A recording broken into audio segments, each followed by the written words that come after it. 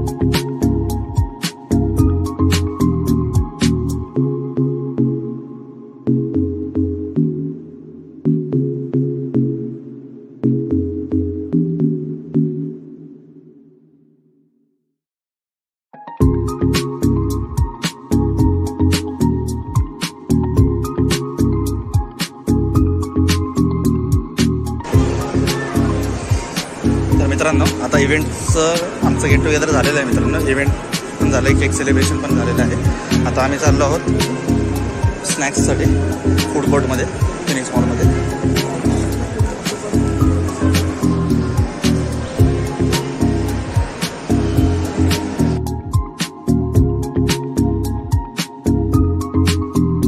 मित्रांनो, आम्ही आता मॉलमध्ये कोणाला भेटलोय बघा।